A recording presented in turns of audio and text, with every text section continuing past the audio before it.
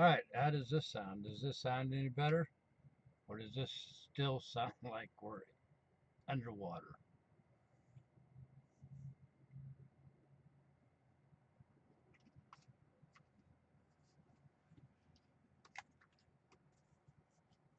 We sound better this time?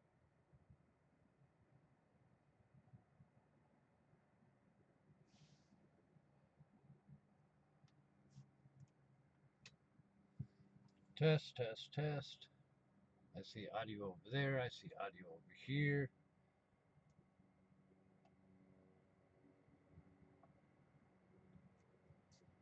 Is the picture quality good? But you know what? I don't hear myself.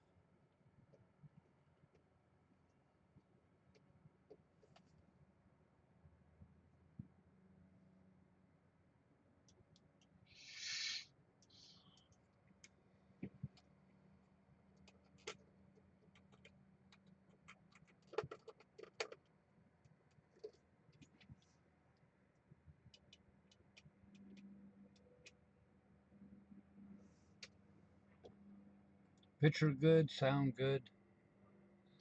Only problem is I do not hear myself.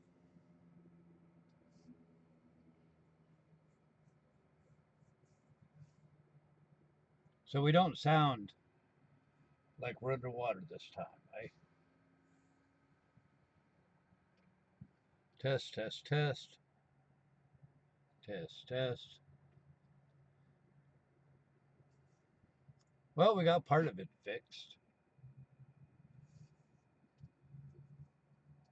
I don't know why I can't hear myself. All right, let me call into the studio again.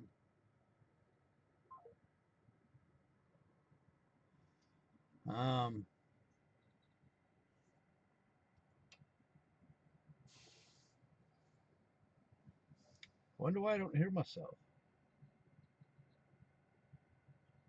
That's the only thing that changed.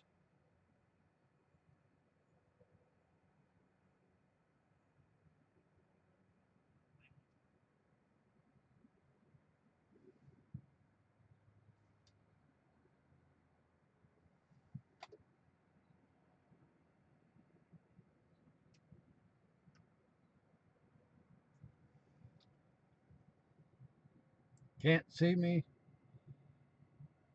No, you're not supposed to see me. Hello, hello, hello, hello.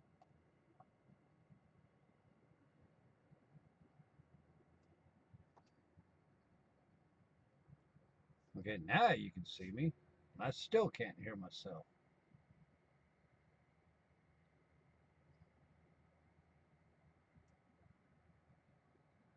Why can't I hear myself? I guess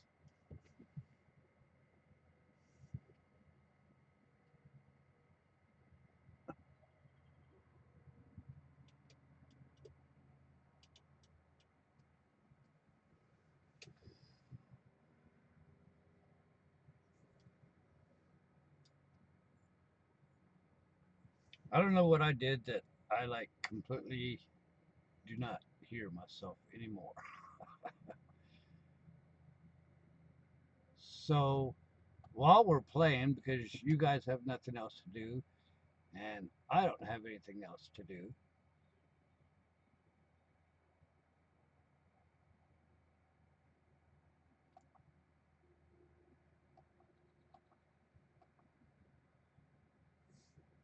I still don't hear myself. Why did I lose? I have like lost all.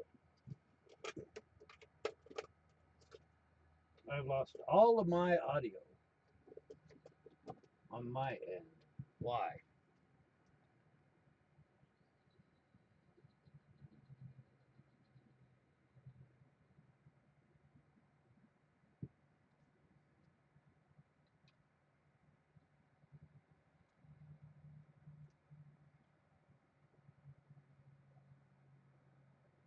So I guess we're just going to play a around while I figure out why I have lost my own audio. Audio low. Well, I don't know. It's where it always has been.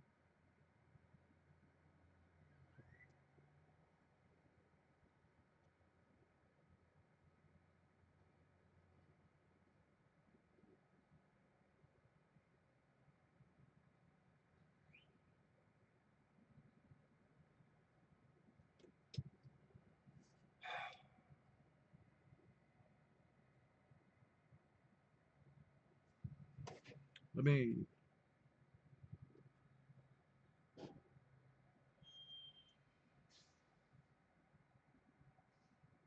see, and if I can't hear myself, I can't hear callers call in.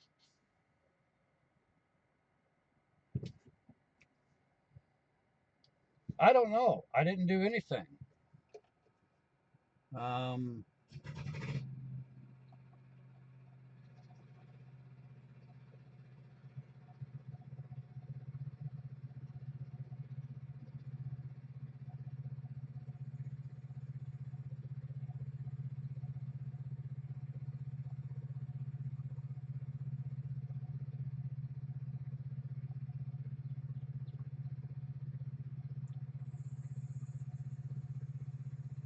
Right. I'm just, like I said, we may not even get a radio show out today. We're just playing because I want to know what happened to my audio. Um, I'm going to play the intro, and you guys tell me on your end what it sounds like. I want to find out why I can't hear.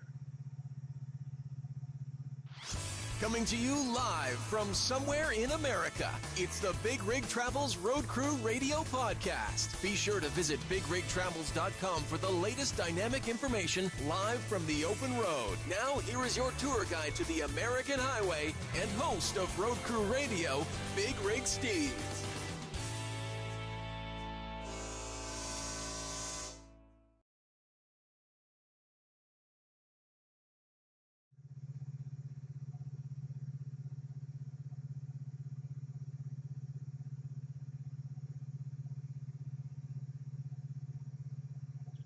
Well, and so apparently everything's good. I just no longer can hear myself or my intro or anything.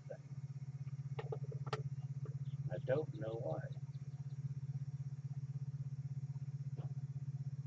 I mean, not even a little bit. There's like no reason for that.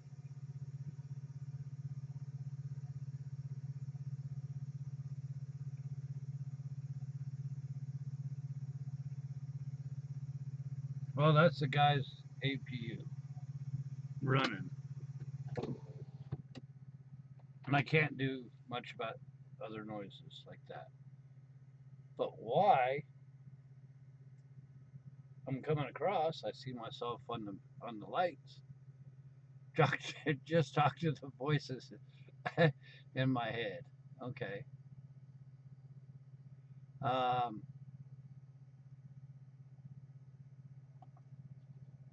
so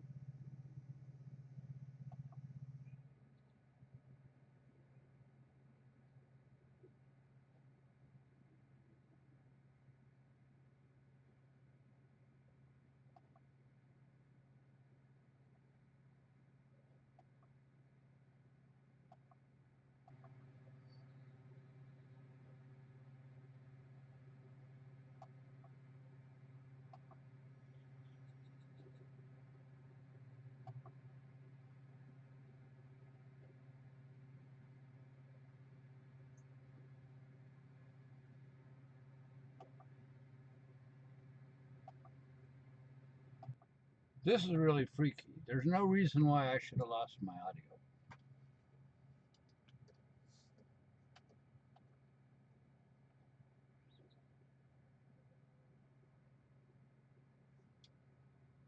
Well, I've plugged the headset in and out several times.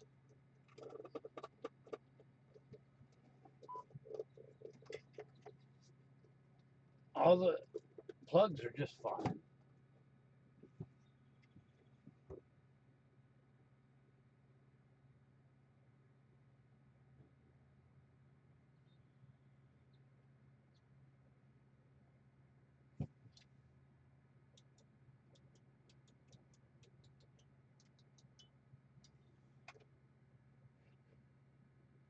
This is really freaky.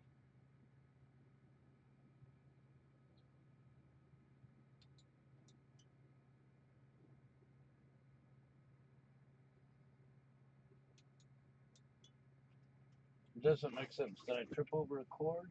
No, I've got power for everything.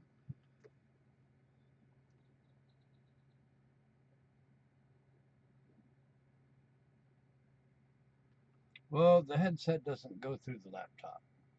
The headset goes through my board. Hello, hello, hello, hello, hello.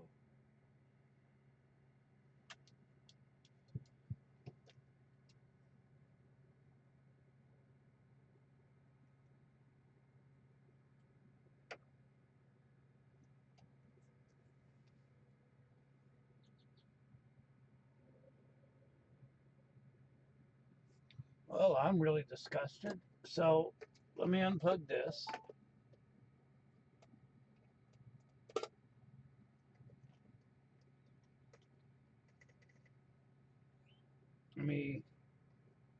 Okay.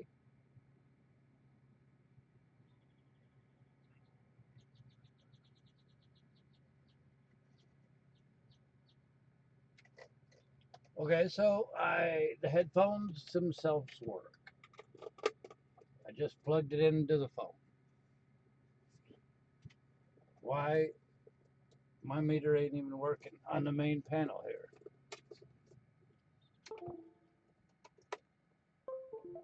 Okay, well, now I hear myself.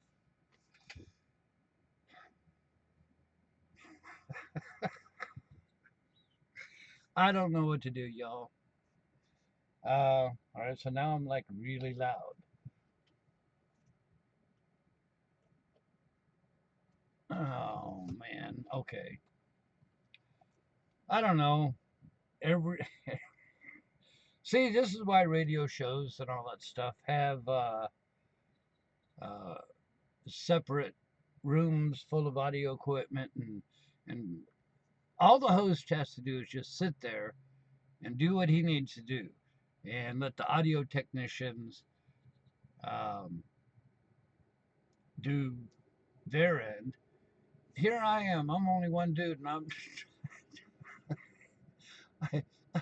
I'm trying to do it all. All right. So how does my sound? How does my sound? Let me close this window here. Do we sound right? Does the microphone sound all right? All right. Well, good. All right. And I even hear myself.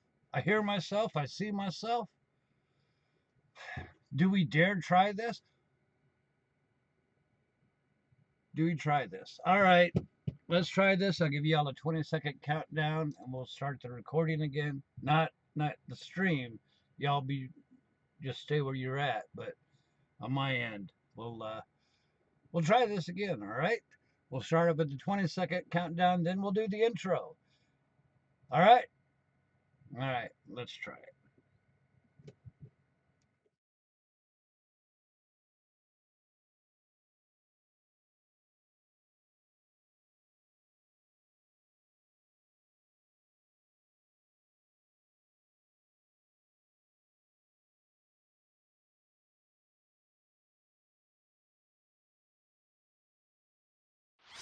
Coming to you live from somewhere in America, it's the Big Rig Travels Road Crew Radio Podcast. Be sure to visit BigRigTravels.com for the latest dynamic information live from the open road. Now, here is your tour guide to the American highway and host of Road Crew Radio, BigRigSteve.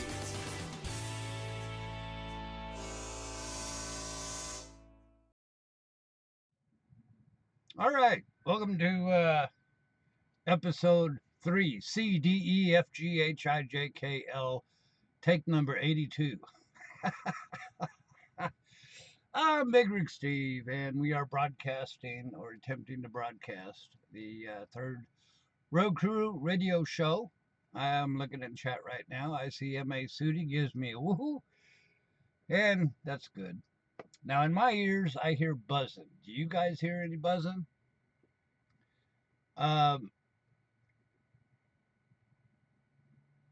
what we wanted to do is do the radio show, and we're trying. Like I was saying on one of the earlier practice takes, was nobody started out perfect. I'm still learning the equipment. Man, there's a lot to it, than more than you would probably think. Um, so I'm trying to learn the equipment. I'm trying to learn how to do the audio, and it's just me. I don't have anybody to teach me or give me shortcuts or anything like that. We're trying to do what we can, and I hope you guys can just take it at face value and know at least that I'm trying. So what the problem was before, which I didn't really know about, is on the tablet I was showing strong full power, full wonderful uh upload speed, which is what you need. But then when I looked at the laptop was not translating that same speed. We were not even getting half of 1 megabyte, which you can't do. So I looked into it. I pulled up my Verizon account, and come to find out, the hotspot on Verizon, even though I'm on an unlimited plan, it's unlimited. Once you reach 15 gigabytes on a hotspot, they throttle you all the way down to 600 megabytes. So that's what happened. We looked, and our account for the hotspot on the tablet, we were at 24 gigabytes. So, yeah. So, what I did was sign up for Flying J's premium Wi Fi. We signed up for it for 1 year, which is $109. And I guess now what we'll be able to do is our radio shows anytime we stop at a Flying J and hook up to their paid additional Wi-Fi. I guess if that's what it takes, that's what it takes. So, not too bad. A year for $108. We'll we'll use it. I'm sure you hear that little airplane. We got the airplane flying overhead. Uh, Now that I've lost all my mojo and all that stuff, good to see you, Gossamer, James, Aaron, Matthew, Mexico, checking in. How are you? All right. I guess one thing I wanted to show you or tell you guys about was what makes buffering. I know in chat everybody talks about the buffer monsters as we drive around. A lot of times we don't have a strong enough signal. And let me close this real quick. And one of the things, obviously, that we lose signal for is no data towers. Uh, for example, out in Denver, a lot of parts of Wyoming, we are without a signal. And so I decided to tell you exactly, or at least try to explain a little bit better on what causes our buffering. So let me pull this up. So when we're buffering, oops, get rid of that YouTube. When we're buffering, there's our truck. How you like the flashy truck that we have. Now, that truck resembles actually our cell phone or how we stream from the truck. We're connected on regular data. We don't have satellites and all this other stuff. So, of course, we have to hook up to the regular cell tower. Let me pull this screen back up. Have patience with me. Close this a little bit. Like I said, I'm kind of off my mojo here because of all the attempts to get going and the troubleshooting and whatever else. All right, so we basically, the truck or the cell phone while we're streaming needs to have a clear view of our cell tower there. Now,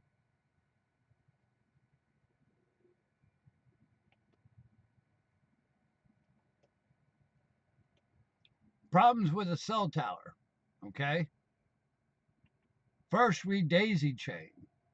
Every mile that we go, each cell tower, what, 15, 20 miles, depending on how far apart we are, the way we're going, the way the signal or the towers are situated, we daisy chain, which means we seamlessly leave one cell tower and go to the next cell tower, then hook up and go to the next cell tower, and all of that stuff. And actually, we do pretty good at staying connected once we do have a signal. So another one is congestion and priority. Uh, you know, there's only so many towers, and there's a whole bunch of stuff that connects to cell towers. Let me see if I could bring this one up. Now, I want you to think, what is that? That actually is a regular telephone pole out in China. Look at all those wires. I mean, that's a lot of that is one crowded telephone pole. Well, you think about it, it's almost the same thing because what do things connect to on a cell tower now? You have all the smartphones of everybody nearby. You have smart TVs. You have smart watches. You have gaming consoles. You have tablets. You have navigation systems and vehicles that talk to that. We've also got rush hour traffic. When we are in rush hour traffic, everybody is on the phone calling their boss saying, oh, we're running late, or on the way home, what are we going to do for dinner? Sending emails, making calls, all that other stuff. A lot of times, buses, think about it.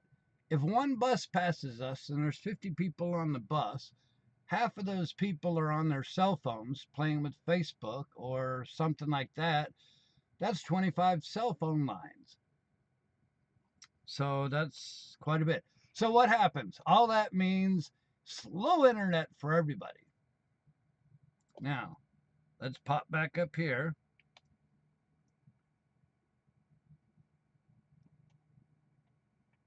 Oops. We also have terrains, mountains, canyons. If the cell tower's line of sight, the mountain is in the way, or the canyon is in the way, or anything like that, it, we just can't see it. So when we're roaming around the country, there's a lot for us to deal with. It really takes a lot for us to stay connected. Priority, we are the very, very bottom. Up at the top, top priority is the emergency services, fire department, police, all this other stuff.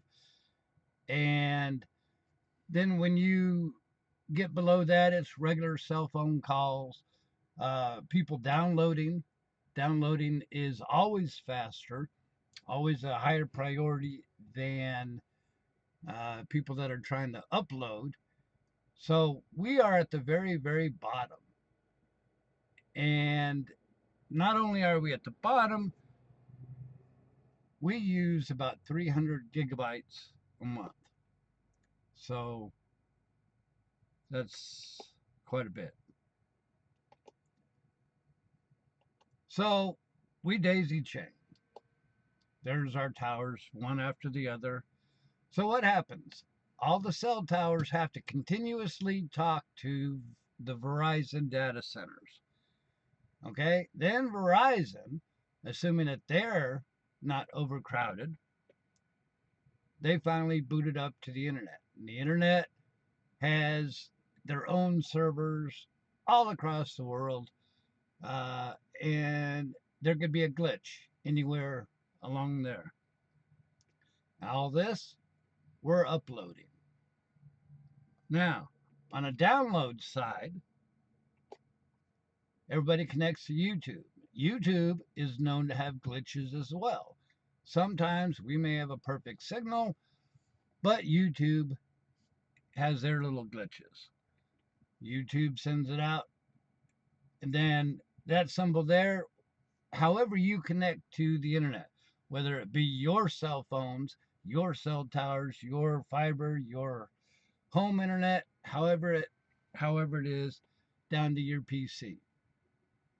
So when you think about it, really, to get the signal from my cell phone in a truck that's moving 60 miles an hour, 65, whatever it is, and then going through all of those steps and all of that congestion and all of that, and then most of you, most of the time, still manage to get a live stream that's halfway usable. Actually, I'm pretty impressed. I think we do a pretty good job with it. Um, a lot of areas that we go to now have a signal that didn't have a signal 2 years ago. Um, so I think we're doing a lot better than what we did. And here's something for you to pay attention to: the towers. If you look at that map, that is Verizon's current map. The white spots is the highest concentration of 4G. The red is limited 4G and 3G or non-existent, or the really dark red or the black is non-existent. So you see there's quite a few areas that we have to go through that isn't the optimum, signal. For example, this right here, that is a map that bottom left is Denver, and then kind of the strip in the middle, that's where Interstate 76 is. And then Big Springs is up in the top right hand corner. If you look at that, that's one of our tough signal areas that we drop out in multiple places. You see, there's virtually no white spots. Um, so that shows why we can't keep a signal out there. So I hope you like my little graphic display. I know that, here we go. I should be back. There we go. I know that a lot of people automatically say, you need a better connection. You need a better camera. You need WeBoost and all this other stuff.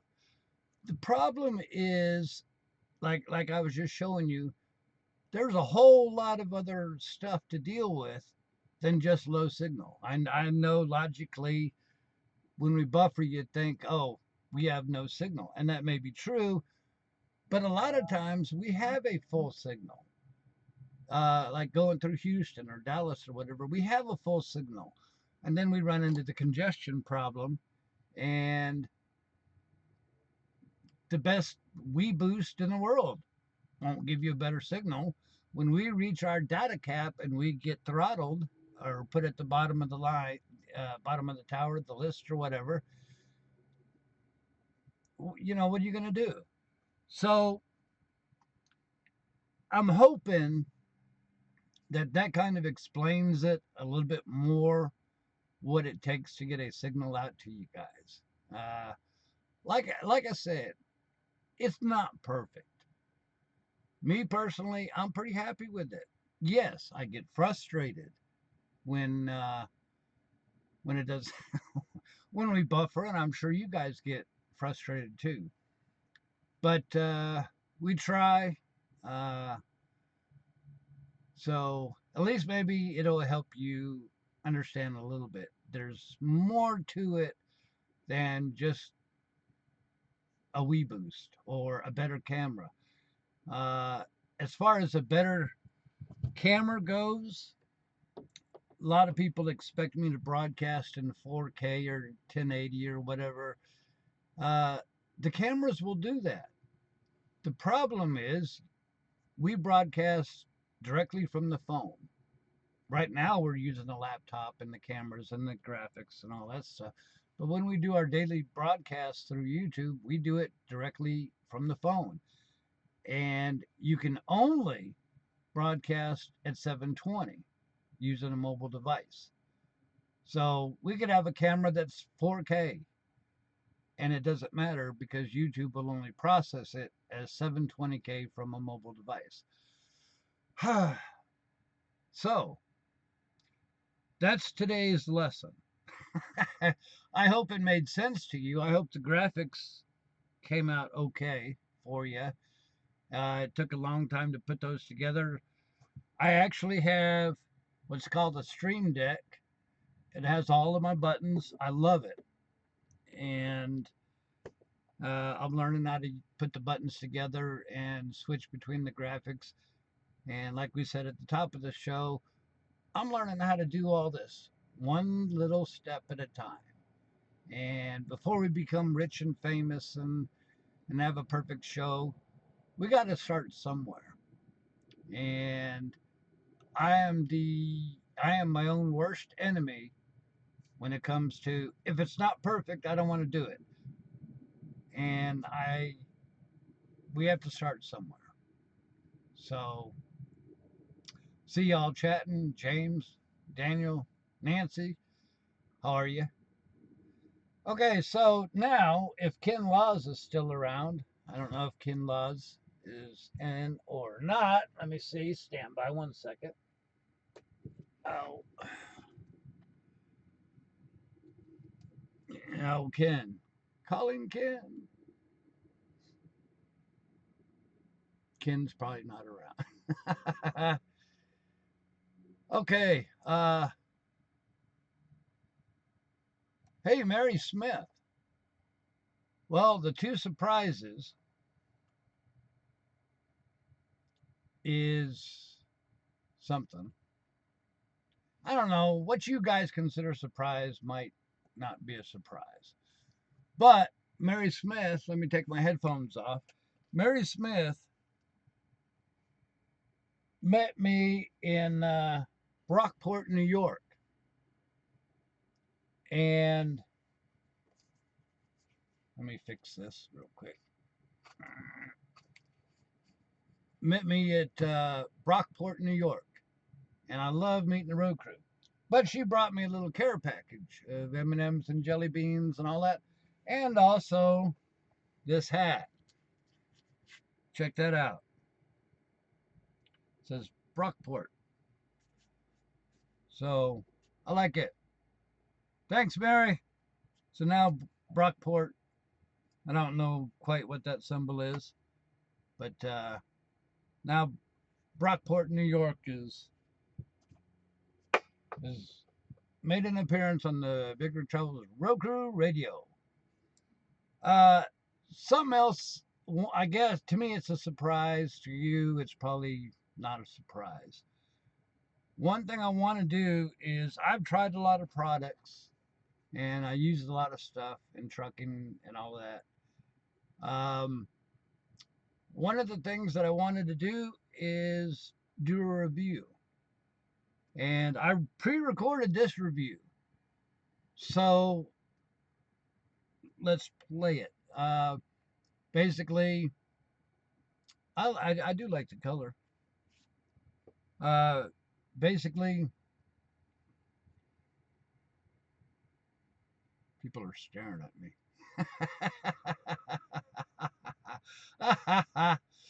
Okay. The refrigerator freezer that I bought. I love it. It was expensive. I'll tell you that. but I wish I had bought it years ago. So I'll give you guys a close-up look at my review of the freezer. Close the curtains. There you go. Well, anyways, here's my review of the freezer. It lasts about 10 minutes, and then we'll be right back.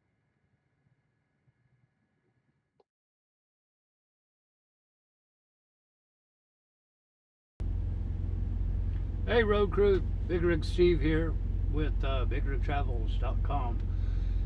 And it's a little bit crowded up here, but we are on top of the top bunk where my cooler sits, my freezer. I'm going to show it to you. It's the Dometic CFX 95DZW. And yes, I am reading a cheat sheet.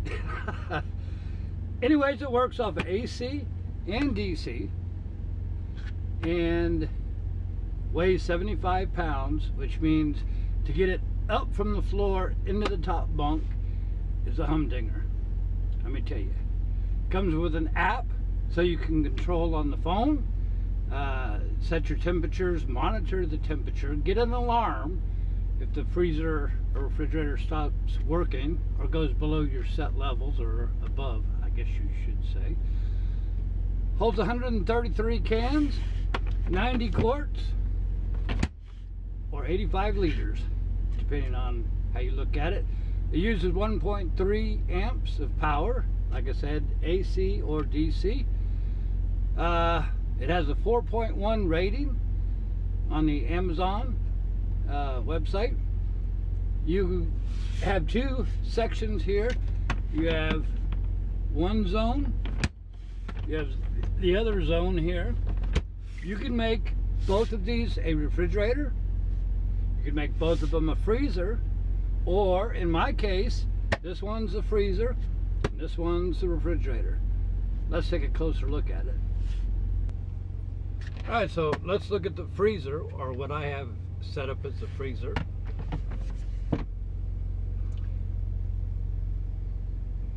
You have all this room. Of course, my chocolate mint ice cream, meatballs, hamburger meat, chicken. And I'll tell you how I freeze these and seal them up in another video.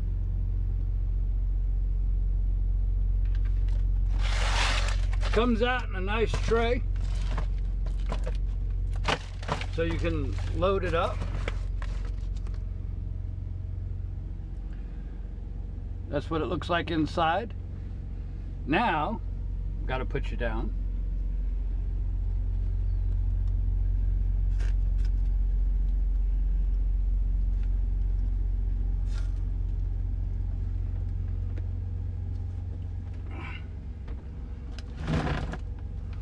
You can also lift up this bottom part.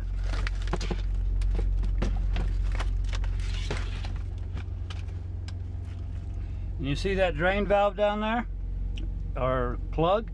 Pull that out, or I use a wet dry vac if you ever need to defrost it. There's your little interior light, works great. But look how much food this holds. It's quite a bit of food.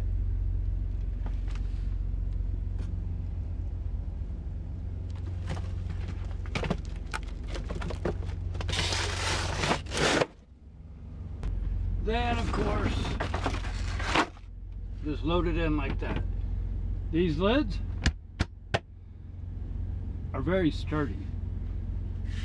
Quality construction. Of course, I have mine tied down, so if the truck ever rolls, we don't have a freezer come off the top, or if we ever have to step on the brakes and come to an abrupt stop, the cooler doesn't fly down from here. You could sit on this, you could stand on this, whatever you want to. Now let's look at the cooler. Quite a bit of food. You can see that this comes up as well, this little cage here. You have your interior light. Holds plenty of milk, half gallon of milk. chocolate milk, white milk. Of course, you got your cheese and broccoli. Everything you ever might want to use. Solid snap, so you never have to worry if it's open or closed, even a little bit. Here's your buttons, your control panel. You got your power button, you got your set. Green means it is actively cooling. You could tell by the little light up. This is our freezer. And you see the little symbol there. The one with the half part in the bottom. That was the freezer. Remember, we pulled that out. That's what we have for our freezer. Right now it's -5. It can go down to -9, I believe. Here's our refrigerator, which is the bigger portion. 35 degrees. And you could set Celsius. You could raise it or lower independently, which is why I say you could make them both refrigerator, make them both freezer, or half and half, just like what I have. The good thing is, this even works off of AC, or it works off of DC, like your regular 12-volt cigarette lighter. So you can do either one. When the truck is in the shop or whatever, what I will do is run an extension cord to this cooler, and that way it stays going. Now, we have tried this where it was full of frozen food and whatnot, and we tried it where we unplugged it, and 24 hours later we were still below freezing in the freezer, and I think like 40 or 45 degrees in the refrigerator. It's 24 hours without power, so that's pretty good to me. So I tell you what, it was expensive, like I mentioned, but I have had several of those igloos that you could buy at the truck stop. Almost the same size, just a little bit smaller than that on the outside, but they're thermoelectric, which means that it will run continuously cooling, regardless of what the temperature is inside or outside. So in the winter time, when the truck would be like, say, 35 or 40 degrees or something, the thermoelectric igloos and Coleman's would keep going, and I lost food because they froze. My vegetables froze, my lettuce froze, all of that stuff. This has a compressor in it and the switching, so that once you reach that temperature of 35 degrees or -9, whatever you set it at, once you reach that, it turns off. And it won't turn on until it gets 4 degrees outside of your range. So to me, that's pretty good. The thermoelectric ones, I've had Coleman and I've had Igloo, and both of them I've replaced a couple of times. At $120 a pop, I don't know, $300-400. This one, yes, it's more expensive. The way it is built, the way you can have a freezer and or a cooler or both or just one or the other makes it, you know, a no-brainer for me. The fact that it can run off of AC power or DC power.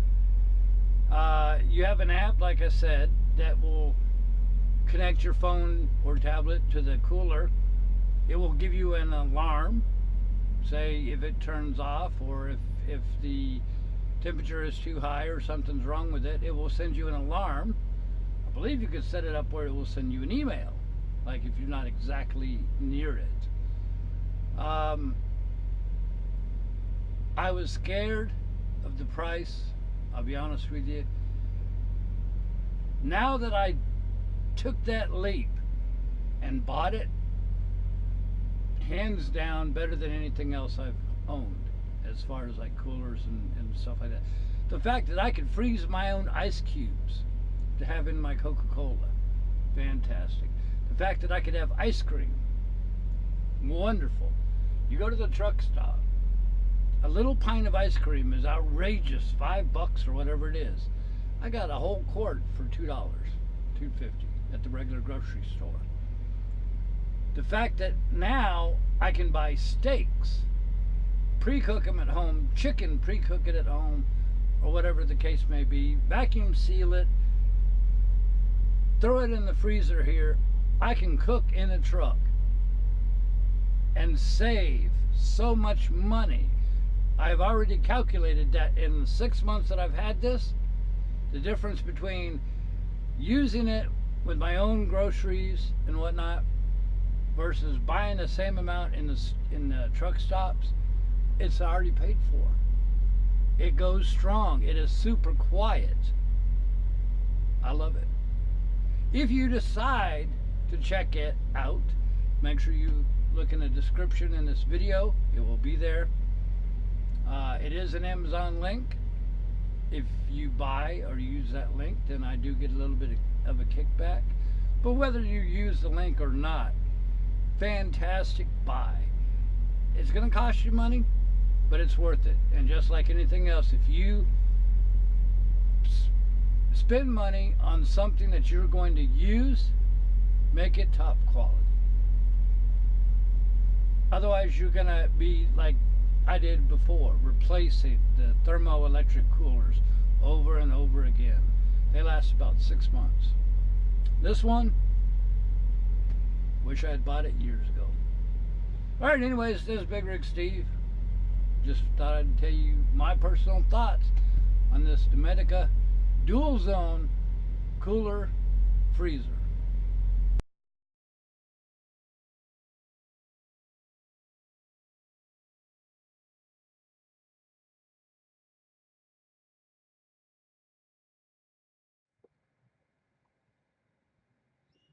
All right, I think I'm on. All right, yeah, there we are. Okay, so I tell you what, I hope you enjoyed that little review. We're going to try to do some more reviews, and I don't have the link right now in the video, but I will when we get done. I will put the Amazon link in the video so it'll take you directly to it. So I will try to do more reviews. I don't know what, well, I can't reach it, but I already have my next product that I'm going to give you a review on. But I know that was one surprise, is I'm learning how to make videos and do reviews like that. Look for some more of those. So now let's see if this works. Howdy, can you hear me? Hey, there you go. Look at that. We're actually making some progress here. All right, let me switch this over here. Now, that was one surprise, is we were going to start doing some reviews for you. A lot of the products that I use here in the truck to make my life easier. And hopefully a lot of the new truck drivers will learn from my experience of what works and what doesn't work. I've been out here really close to 1.6 million miles. Gosh, where's time go? And so that's one of the surprises. And the other surprise is this right here. If I could pull the button up, we have an on phone, the very first on phone interview with Ken Laws. Everybody knows Ken Laws in the chat room. He is the one that puts all the titles on our videos.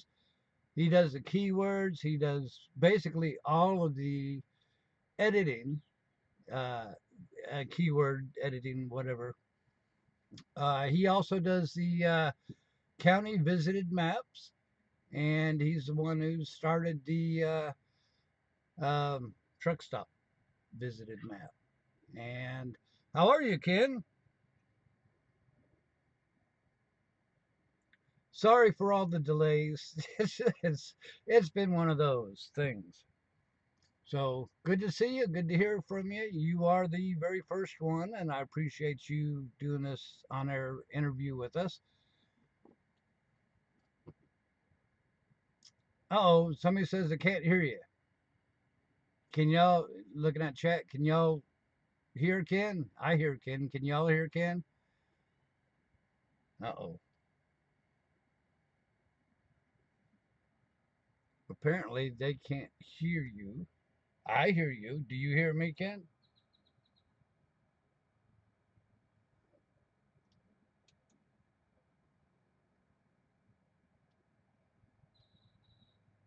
Say your ABCs, Ken.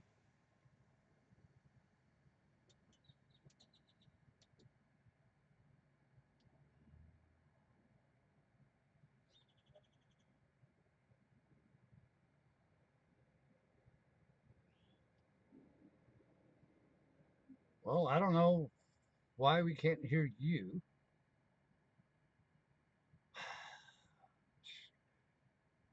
Well, this is. You're connected. You're going through the panel. I can see you. You're hitting the meters. We did this before. Well, that's. Gosh, dog it, another embarrassing thing. I can hear you. You can hear me. Your audio reaches the panel.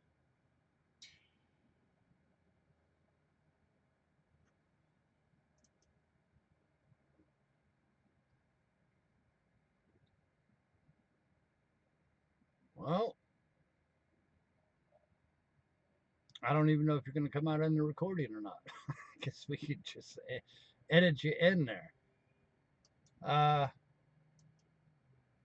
well, this ain't no good. Well, I don't know. I guess it's just an interview between me, me and Ken, and we'll only the people who donate money get to hear Ken talk. Uh, so I don't know. Like I said, you're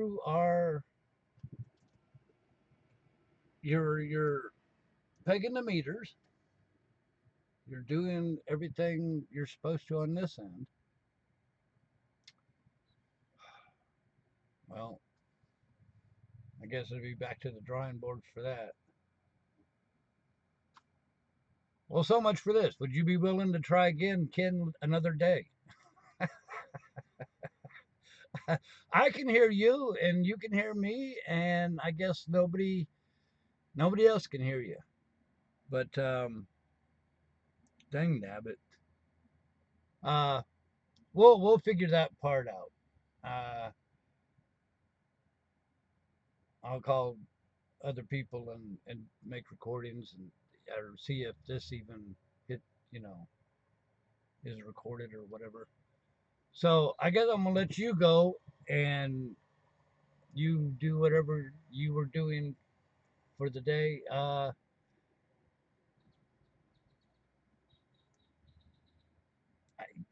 I don't I don't know.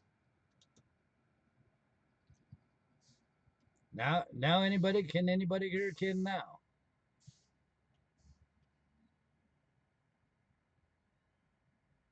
I guess not. Well, so much for that. We did it before. We did it twice before. Um,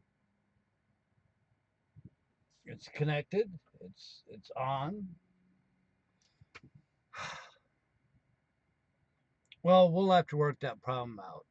Um, all right, yeah, I'll go ahead and let you go, Ken, because obviously it's just not a button push. It's something I screwed up with before, I guess. My fault, obviously. So, would you be willing to try again another time?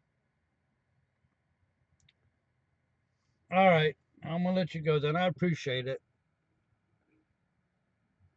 All right,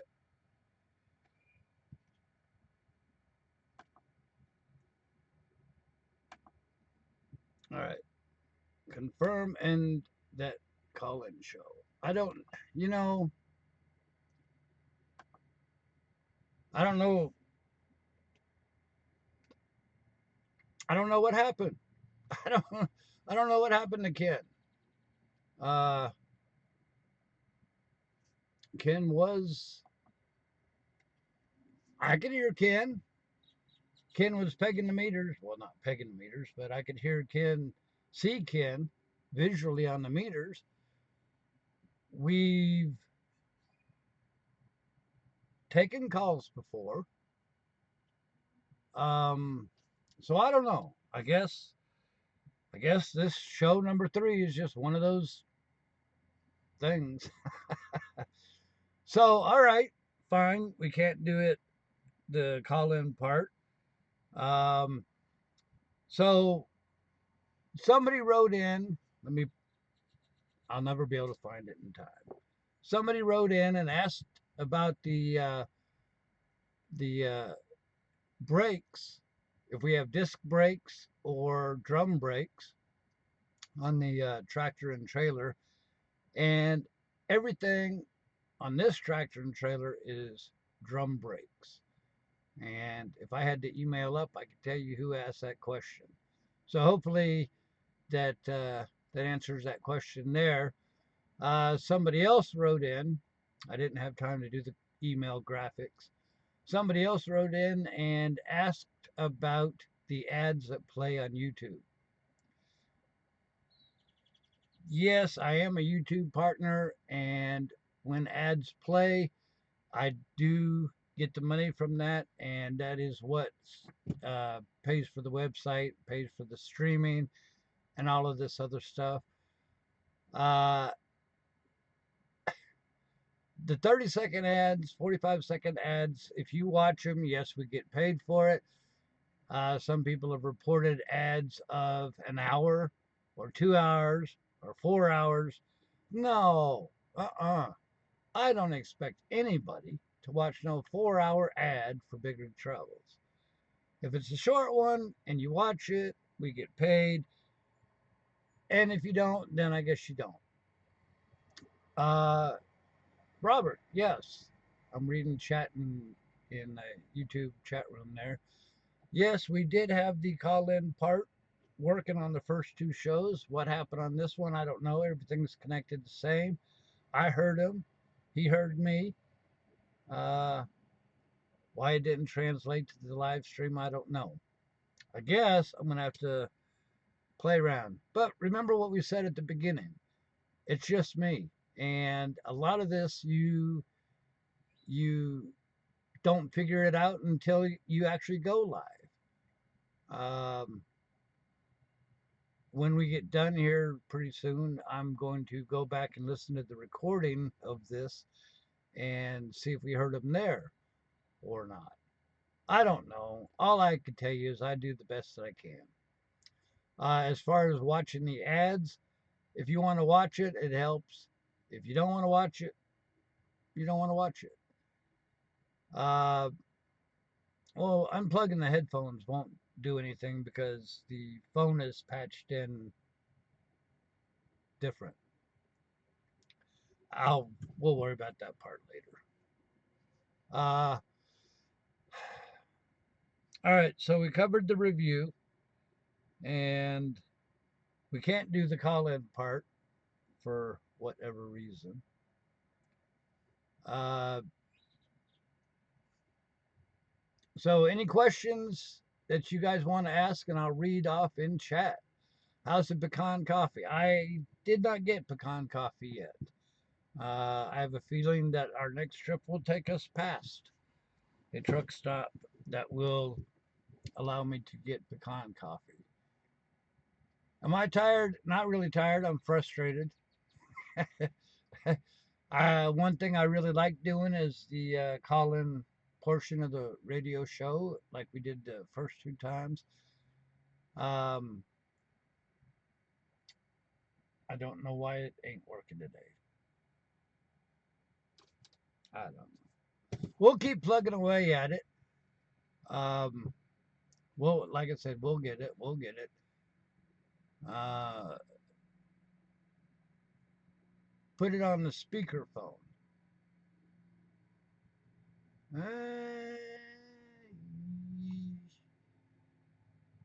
I don't know if that would work or not. Uh, well, we'll move past that for now. Why do I and other truck drivers pull up to the gas pumps and not get gas? That's a fair question, because a lot of times I could pull in,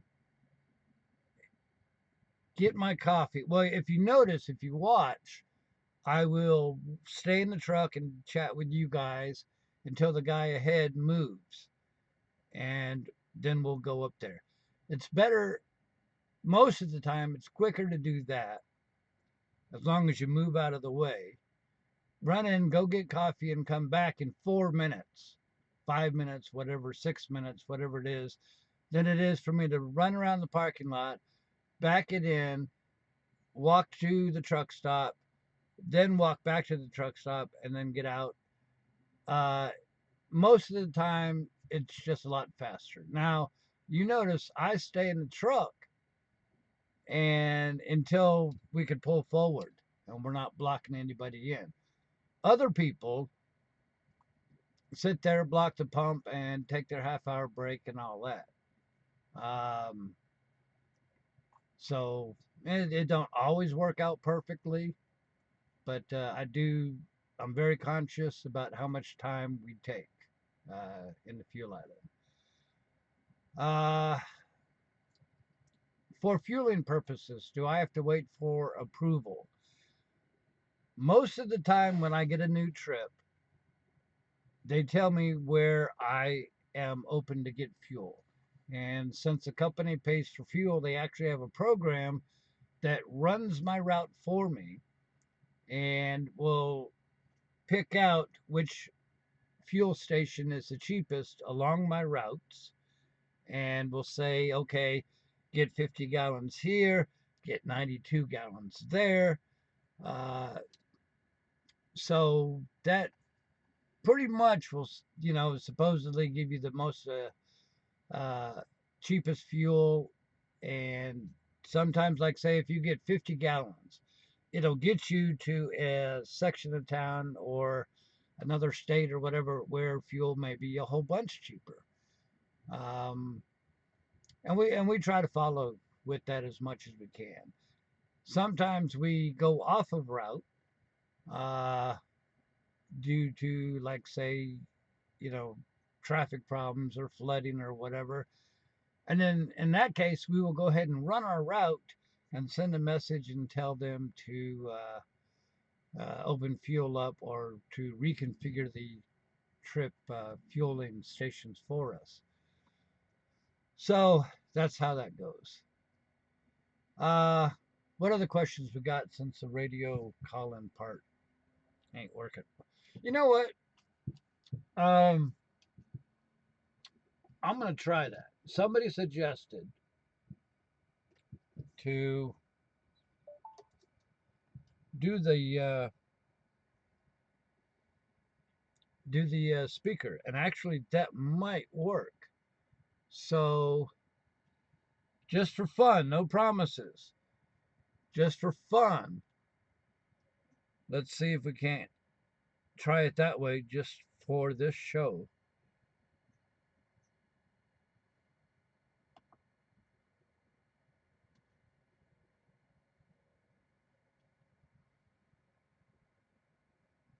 Stand by while I pull this up. We'll see if we can get it to work.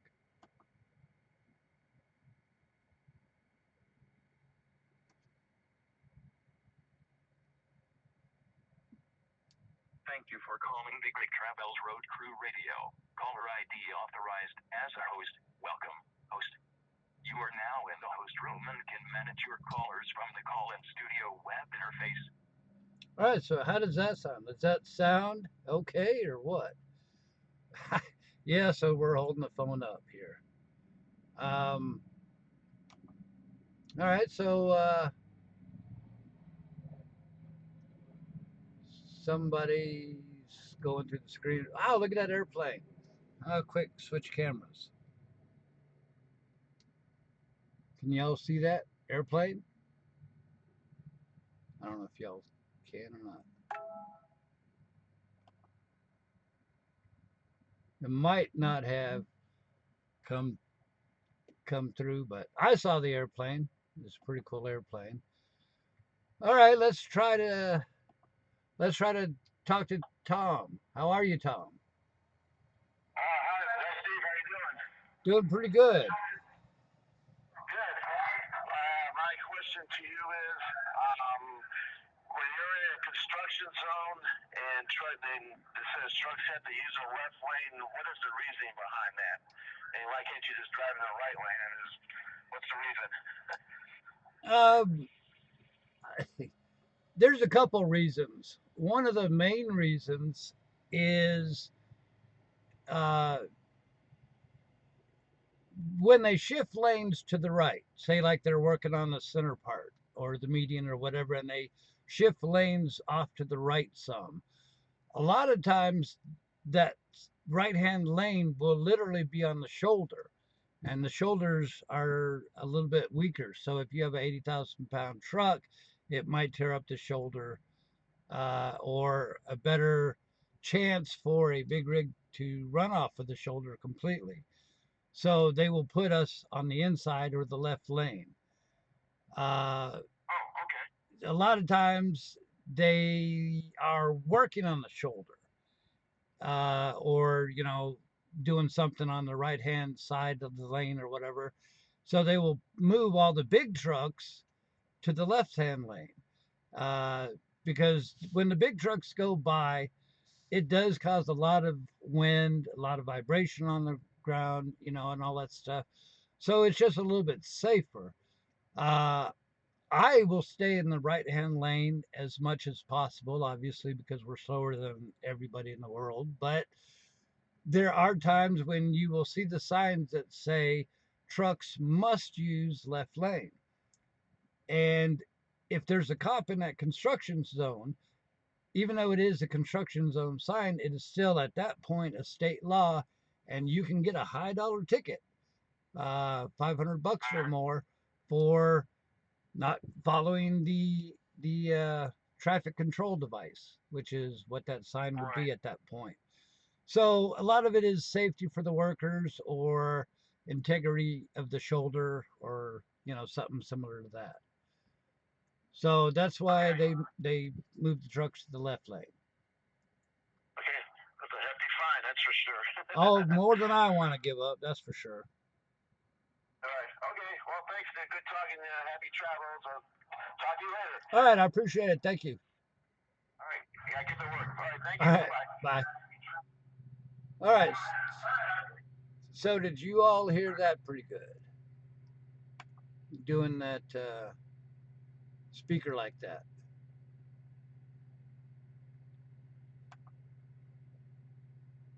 Well, I guess I guess we'll do this like this. Sounds funny, looks funny, I'm sure, but okay, let's see what else we got as far as calling in. Okay. All right, so let me do my thing here. Ken's calling back in. How are you, Ken? I'm just fine. All right, we're gonna try this again. I'm holding the phone and trying to do all my switching at one time here. Move this screen up here. There we go. Now we got Ken. Ken Laws. I gave your introduction earlier, but just to refresh everybody's mind, you are one of the most valuable people of BigRigTravels, other than Marco the hamster out in the Netherlands. You take care of all the keywords and all of that stuff for us. So this is try number 2 for you, Ken. How are you? I'm just fine. So is it raining there? Is it cloudy or what? It's kind of cloudy and cool today, but it's not too bad. It's just warm up this weekend. I'll tell you what, I'll be glad when winter lets go. There is another huge airplane.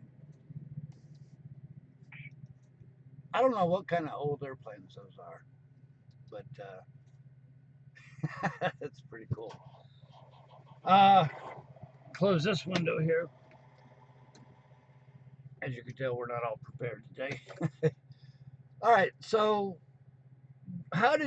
when and how did you actually find BigRigTravels for the first time? Well, this was back in August of 2012. I was reading this website called aaroads.com. It's for people who, we call ourselves road geeks, people who are interested in just travel, maps, and stuff like that. And I was reading this message board, and there was a post on there where somebody said they had found this website of this truck driver who was live streaming his trips. And I saw that post, and he had the link to the website, the old website at that time. And I checked it out. You were in Miami at that time, which is interesting because you've only been back there once since then. That was 6.5 years ago now, almost 7 years ago. And you were parked at the time, and I checked it out, thought it was really interesting, and I just kind of bookmarked the site, thought I'd come back and check it every once in a while. I checked it the next day, and you were driving up I-95 between Miami and Daytona Beach area, and which is interesting because you've not been back there since then. So I kind of checked back every once in a while for a few months after that, and along about the end of October, beginning of November, I started kind of watching every day. I thought at first I'd just kind of check it every once in a while and see where you're at. I thought, maybe I'll get bored with this if I watch it too often. So I realized I started watching it every day and realized I wasn't getting bored with it. Then along about the beginning of next year, 2013, I decided it might be fun to kind of keep track of all the places that you stay and all the roads that you drive and everything like that. So I started keeping track of all of that, and I've been keeping track of every trip, every road you drive, every place you park for the night since the beginning of 2013. So I got a lot of information down. You definitely are the man to go to, or to go man for all the stats. You've got more information about BigRigTravels and where we go and where we've been than I do. That's for dang sure. I mean, all I do is make the camera go, and you're the one that all I have to do is ask you a question. When did we last show up on this road or whatever, and you just rattle off the numbers. I am impressed. Yeah, and of course, when I started out, I was just doing this for myself. I've always loved to travel. I just love roads. I always love the history of roads and things like that. And I love maps. I've been really interested in maps. And so I was really interested in all this stuff. So I thought I'd just keep track of all this by myself. I didn't realize in the future it might actually be interesting. I see you got now. That's my atlas, which I actually bought off of Amazon with the thing on the website. And then I've got some of my maps. I've actually got a lot more maps than what you can see there in the picture. That's just some of them. I just have to put in pictures so you can see them. But I got maps for probably about 3/4 of the states, individual maps. And, some of the states I don't have, and some states don't offer. I just send in all these for free. Some states don't offer printed maps anymore. So some of them, like Washington, doesn't offer a printed map anymore. But I have an old map that I had from before, which I use when you go up there. So Right. So have you? I don't know, like the states that don't offer printed maps. Have you looked online to buy, I don't know, the last available printed map? I've thought about trying to. Most of the ones I like to use the individual maps when you're traveling. I use the atlas mostly, like for big things like, seeing like the big route.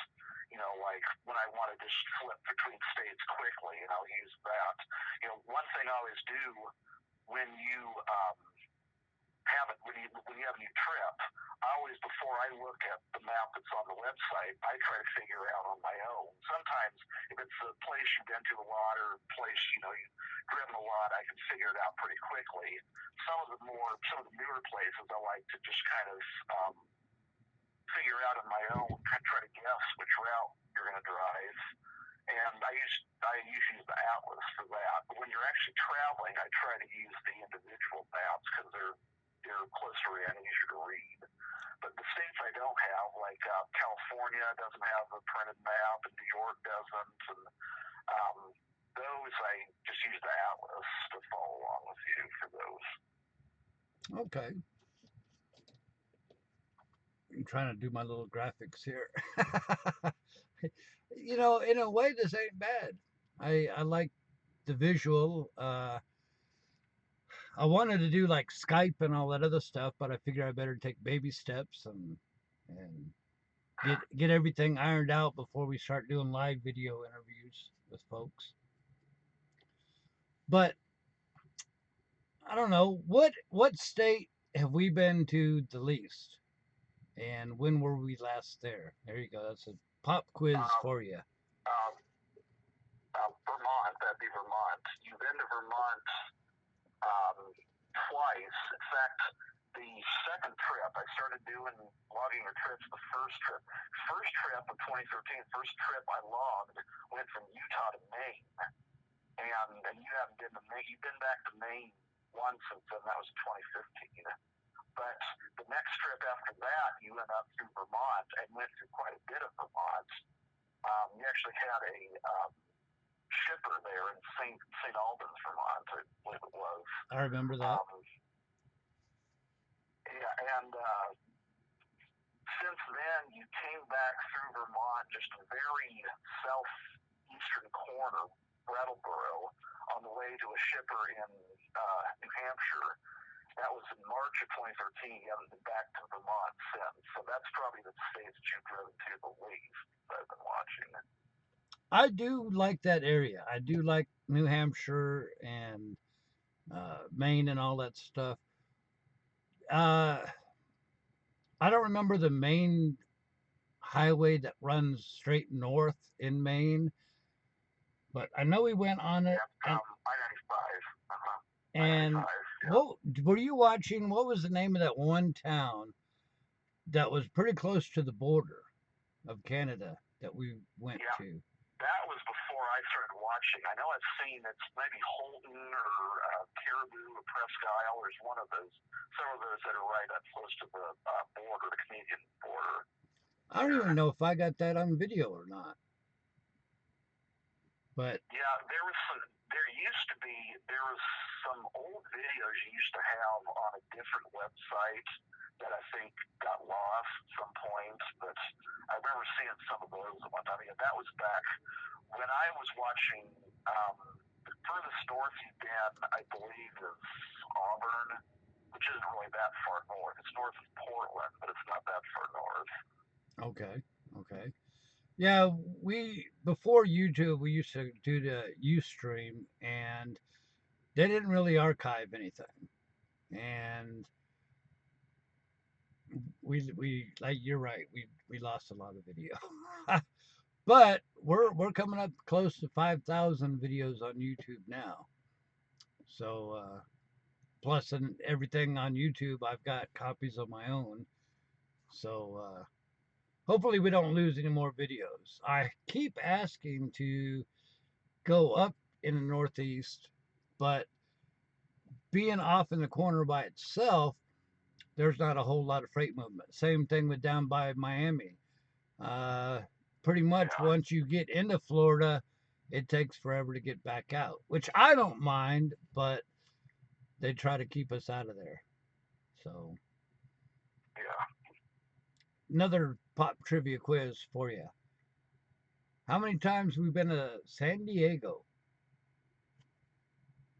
Since I've been watching, you've never been to San Diego. I know you had a trip, I think it was last fall sometime maybe, where you were supposed to go to San Diego and then it got changed or given another driver or something. I can't remember exactly what the deal was, but I know you had one that was supposed to go there I believe it was last fall sometime.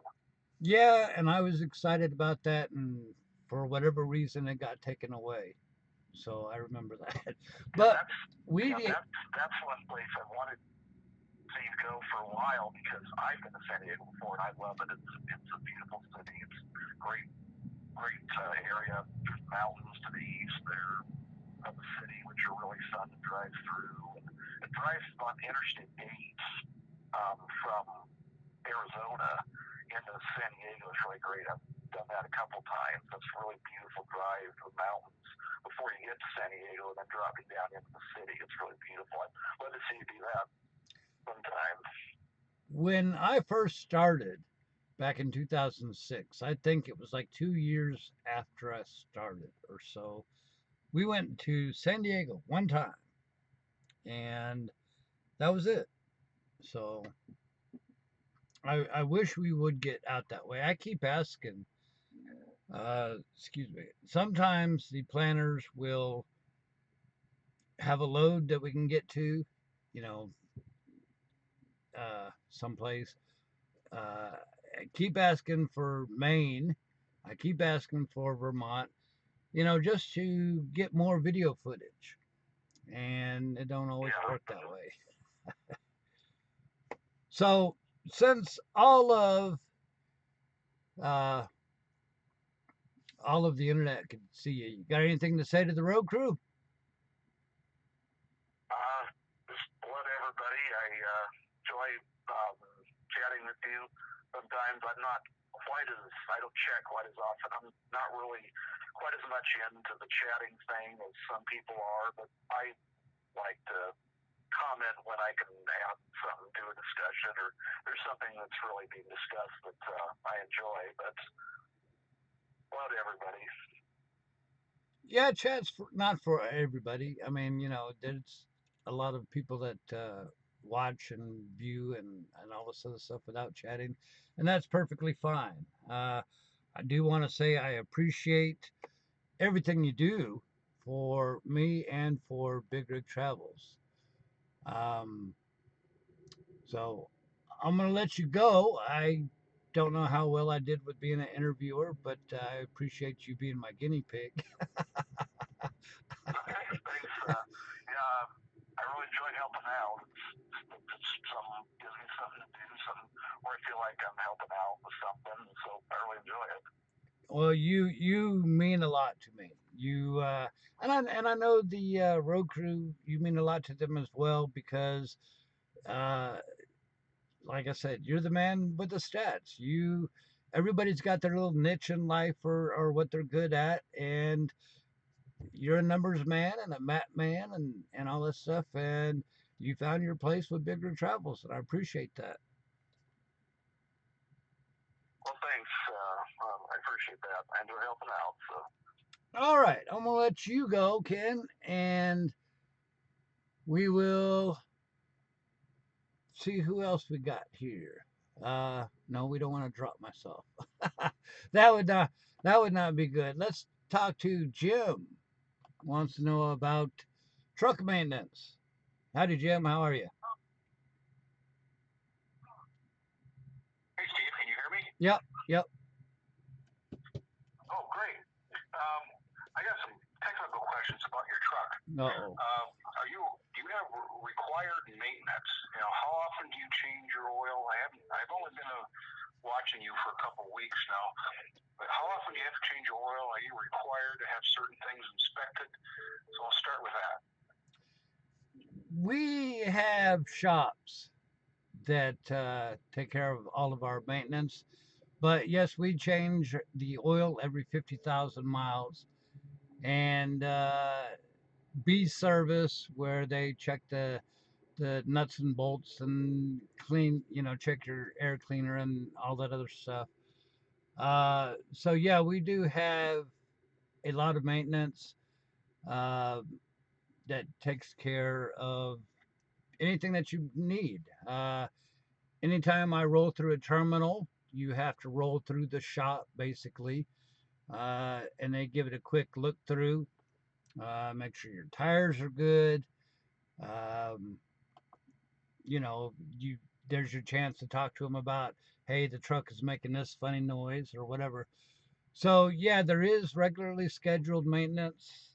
In fact, now that everybody's gonna know the cat's out of the bag, we are scheduled for service in Memphis, Tennessee, uh, next Wednesday. So they will change oil and everything else then. Another question for you. I used to live in Alaska a couple of years ago, and my friends who had diesels, literally when it was 20, 30 below, they just wouldn't turn them off. So I was wondering, do you have to do anything when you run through upper North America? Do you have plug-ins, block heaters, tranny, oil pad heaters you have to plug in? Or you just leave your truck running? We don't have all the plug-ins. I know when I was up in Minot, North Dakota, in the Air Force, my personal pickup truck, yeah, I had I had everything plugged in, oil dipstick heaters and battery blankets and all that other stuff. And the diesel trucks we ran for the military had the old glow plugs, and we would keep those running, you know, constantly and all that stuff. As far as this truck goes, you add any gel if it's like 10 degrees, you know, or something like that to keep the fuel from gelling when it's that cold. Uh, when the truck's running, it has tank heaters. Uh, Generally, if it's -10 or -15 or whatever, we do keep the trucks running. And that just keeps the oil. So do you always run minus? Do you run the what is it? Minus the number 2 diesel then all the time? Yes, and it depends on where you are. A lot of the northern states, they will have winterizer in there. And I don't know, I think that's good 10 degrees or something like that. I don't know. But you, the problem a lot of people have is, say you fill up in Arizona, and Arizona, there it doesn't get cold enough that those fuel pumps have the winterizer fuel additive, and then you go drive up through Wyoming on that same, you know, 200 gallons of fuel that you got, and then you're going to start freezing and running into problems. So you can buy fuel additive that takes care of that. But if it's 0 degrees or whatever, I'm going to run the truck all the time, because at that point, even the bunk heater can't keep up with it. When you think about the truck, you have a big windshield and the big 2 side windows. It gets awful cold in here when it's 0 degrees or whatever. So yeah, so we when it's really cold, we'll keep the truck running. Okay. Okay. Well, I appreciate what you do, and it made me homesick for driving between the lower 48 and Alaska, which I've done. I'm not an 18-wheeler, but I've driven it 6 times, and I love the windshield time. It gives me a chance to think, and I've been enjoying watching you. So you guys take care. All right, I appreciate you, sir. Thank you. Yep, I know. Bye. All right, let's talk to James. James, how are you? If I could push the button fast enough. How you doing? I'm doing good. How about you? Pretty good. I tried to ask this question a couple times to you. If you had a catastrophic failure, would they send you a new truck? Explain a little bit more. Like if the truck caught fire or what? Explain a little bit more. Engine blow up or something along those lines. Well, they would. Okay, other than like say a fire or something like that, if something broke down, they would tow you to the nearest shop, or they would tow you to a dealership, you know, or something like that. Uh, a good example would be, I believe it was our Peterbilt. Ken Laws, the man with all the stats. I think it was our Peterbilt that we were just, I don't know. Anyways, we had a truck, either the Peterbilt or the Kenworth, one of the two, blow the turbo out. And we ended up going back to Greensboro, getting it towed to Greensboro, North Carolina. Dealership said it'd take 3 days to do. Then they said it'd take 5 days to do. Then they said it'd take 7 days to do. And it just got stupidly long. So, and all this time I'm in a hotel with a rent-a-car. I didn't care. But, I'm not making money for the company. So what they ended up doing is sending me to recover an abandoned truck that another driver had, quit the job, and literally left his truck in the parking lot of the truck stop. So we hired a taxi, company paid for, took me to the truck. We got the keys from the dealer to make new keys or whatever, locksmith, I forgot.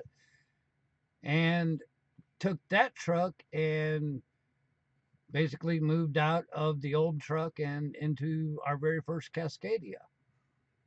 Uh, so, depending on what the situation is, but yeah, if the truck becomes unusable, they will either, I don't know, put you on a Greyhound bus, or you could rent a car, or whatever the case may be. Obviously the details can depend on what happened and where you are and all that stuff.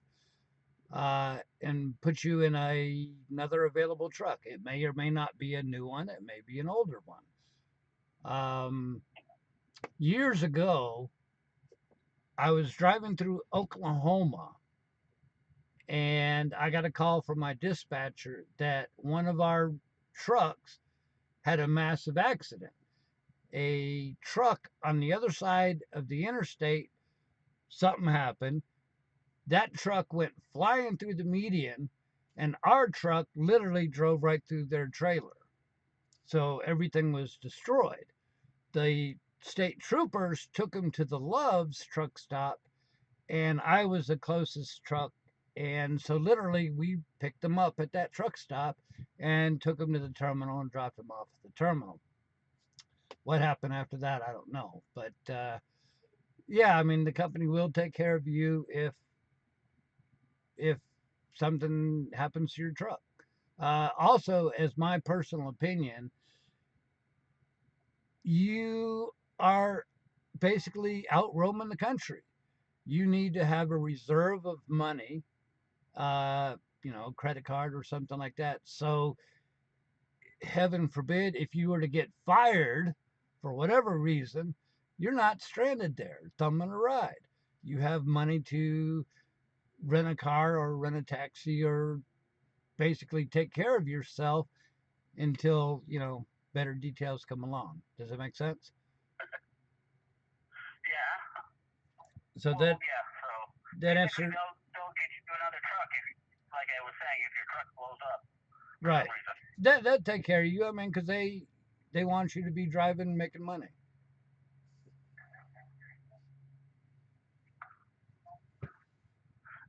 Anything else? Yeah, I've noticed a couple of times you've gotten trailers that were not up to par. Okay. And you had to stop along the highway a couple of times. I can't remember when. Just recently here, a couple months ago there, you had I think it was a tire go out on you. Okay. In that case, do you get paid for that time that you're sitting with the load?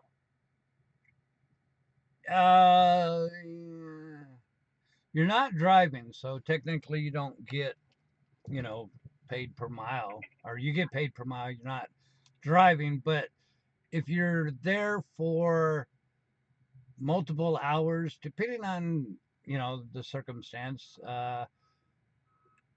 like when we were, where was that? California, where we sat on the side of the road for 5 hours, 6 hours. that was money that I lost because the wheels weren't rolling. We weren't making our wheels turn, so we didn't get money. However, if something happens and you don't drive for 24 hours, you do get breakdown pay, and so you lose money because you're not making money. But then on the other hand, all that really did was delay me by a few hours. It didn't change the delivery time or anything like that. So And another question. Now, I've talked to a few local guys here that they say when they adjust for weight, they also adjust their fifth wheel. Do you have a slidable fifth wheel? our fifth wheel will slide, although in 12 years I've only slid it one time. If they load the trailer correctly, and you know how to move your tandems and all that stuff, you shouldn't need to do your fifth wheel. That's like I said, I've only done it one time in 12 years. So Yeah, I know they say they do it quite regularly. Like a lot of the guys here, like I know a couple guys that drive for like Safeway. They have to adjust their fifth wheel all the time because of their warehouse, the way their warehouse loads. it could be. I don't know really why you would have to do that, but yeah, I sometimes you would, but uh, you would have to be right at 80,000 pounds and it not be adjustable through your tandems. So I don't know. Like I said, we've only done it one time. I know two of the trucks two of the drivers that I know of that tell me they do it on a regular basis because they're only running single axles. All right, now that could be. So, all right, you reached your 3 question limit. we'll uh, Okay. we'll let somebody else give us a holler. I appreciate you, James. All right, now. Talk to you later. All right, now let's talk to Marley. How are you, Marley? I'm doing fine. How are you? I'm doing good. What can I do for you? I have a question about CB radios. You know, trucks barely use them anymore, and I think the road would be a safer place on the road if everyone had a CB. I agree. I mean, we have a CB. We always have it on pretty low that you guys can't hear it. The reason for that is because you get a lot of goober snorts, cussing and hollering, and not really using the radio for anything productive. Uh, in the winter times, you are correct. That's good for traffic that's already been there to tell you of an accident or you know whatever's up ahead of you. So yes, it is useful. The reason why nobody ever uses it anymore is it used to be the way truckers would communicate. And, before cell phones, before Pandora, before iPods, and I don't know, everything else that they got, YouTube. Uh, so now everybody's attention is in their Bluetooth. Talking to mom while you're driving. Some even watch movies while they drive. So yeah, if you're a smart truck driver, you're gonna still have a CB. There is valuable information on there in bad weather and whatnot. Yeah, that's true. When I drive, well, I don't drive a truck. I have a four wheeler. But when I'm always on the road, I always keep it on. You know, trying to talk with the truck driver, they always can't have their radios on, but it's hard to get somebody. Very, very few. I don't even I don't even know how that they could sell them in the truck stop because I've never seen anybody walk out with one. I've seen truck drivers walk out with refrigerators and different things, but the CBs all look like they're collecting dust. Um, Right. it is a useful tool, but everybody uses Google Maps or Waze or WAZE and traffic navigation systems. Uh, so I don't know. I do think that CBs are going by the wayside.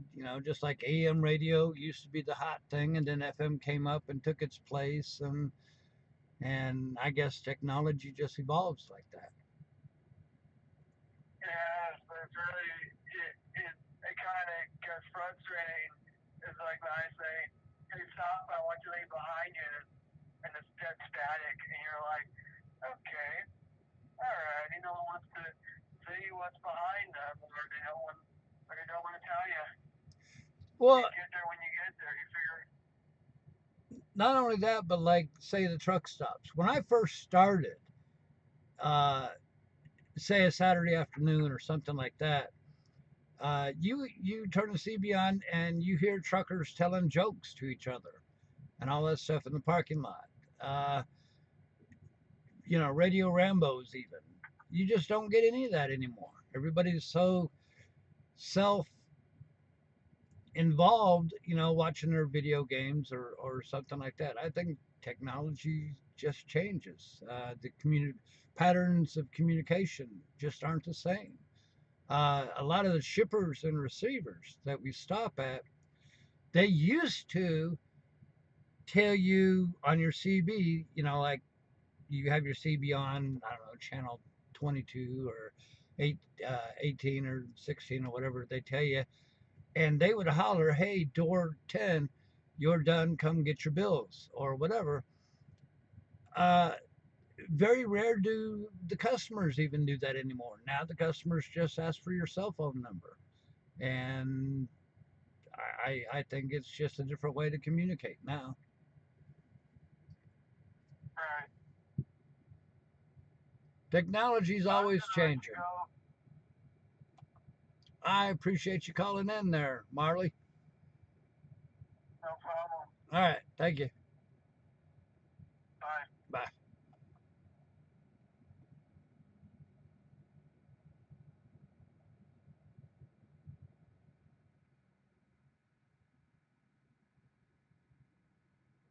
I have no idea what that is, and I'm afraid.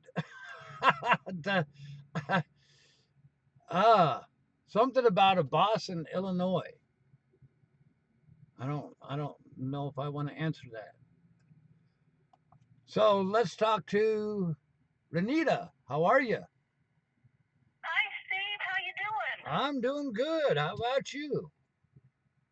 I'm doing great. You sound like it. I am. After the rough week I had. Tell me what's going on. Well, I was without the internet last week, and then I got hacked Tuesday night, so I just wanted to call and wish you safe travels on your journeys. I appreciate and good luck that. with your shows. I appreciate that. Show's still struggling, but I'm sure you'll see it get better as time goes on. Yes, I see. I seen it this morning. You were dropping frames and everything, and I thought, well, he's not going to make it, and here you are. We'll give it a couple tries before we give up for the day. So I think we did all right. Still a glitch or two. So you got all the internet back now? Y'all back to normal? Finally got it back. Well, good deal. Yep. Nice talking to you, Steve. All right, you take care out there. All right. All right, bye. Bye. All right, let's take a chance. Howdy. Who's this? Afternoon. How are you? Norbert Butchwell, Illinois. Howdy. Howdy. I remember 2 years ago we met you over at the Rocket west of Hannibal on 36 over there. Yes. That's specifically called the Lear area. Yes. Yes. Anyhow, we still owe you a steak supper sometime, and we still owe you a lot of thanks for doing such a great job. We have enjoyed you tremendously. tremendously since then. And we have some stuff that we want to give you. We built it up, but we haven't been able to deliver it yet. We got some medical issues. I lost my other leg, my left leg, last year, well, a little over a year ago, and am home now walking with a walker, being very careful, and we sure appreciate having you on when I'm laying here watching you on the television. Well, wow, you know, I'm glad we're there for you, provide some entertainment for you. I know you are in a bad area, and you probably know how many. Yeah.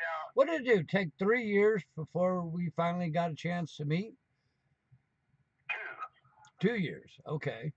Well, about 3, and then it was 2 years ago about this time, that we met you over there at the Rocket.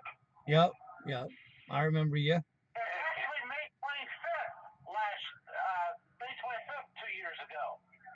Okay. Anyhow, I have been in the nursing home and in the hospitals and so forth, but can walk with a walker and still have a lot going for me. So I watch you and keeps me a lot of encouragement. So gives me a lot of encouragement. And plus, when we watched you on some of the travels we've had in our life, we've noticed so much change that has happened in the pathways you take that we took traveling, and it's almost 1,000% differences.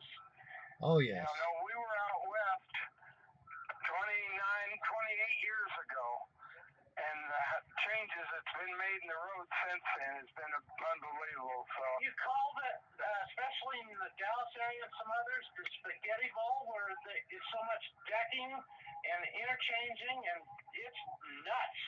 Oh, it don't take long for everything to change. That's for sure. I understand that. And I guess that's one of the main things that we enjoy about your programming. You do a fine job considering what you're battling. And we've also noticed the eruption of the spider webbing, meaning the over-the-line transmission lines all over the countryside. It's nuts there, too. Yeah, people keep marching on, and cities keep sprawling out further and further. We do too. But again, thank you for everything, and we do want to see you soon. I was out at a commission when you were in the area 2 or 3 times in the past couple of years, and my son didn't try to get a hold of you and come to see you, so sorry about it. Leave Dad out. That's the stinking problem. Thank you Easy. very much. I'm sorry, but that's the way it ended up, so. Well, we'll keep trying. We'll do it again. Okay. I appreciate you. Thank you very much, and you're doing a fine job with what we're working with. I appreciate that. That means a lot. Thank you, sir. We appreciate you also, fella. Thank you. All right. Good night. Goodbye. Okay. So I tell you what, I think we actually kind of saved this radio show. We're coming up on 153 or something like that. We don't have to do exactly 2 hours. But I tell you what, we got a couple things to work on. Like I said, we'll take this one show at a time. It's just me, and I think that we're the only road crew radio show out there. We definitely broadcast live more than anybody else. We're doing it everything we can. I'm giving it everything that I got. That's all I can say. It's not perfect. It's not beautiful with all the graphics and everything else, but we're working there. We're doing everything we can. So I appreciate every one of you guys, and you mean a lot to me. So let me give you this graphic first. If you have any show ideas, let me see, did that graphic even show up? Yeah, it did. You got any show ideas or suggestions, or you just want to send me an email, you could do so at roadcrewradio@BigRigTravels.com. And I will talk to you guys next time. All right? We have our live unload later tonight. Whoops. Thanks for listening.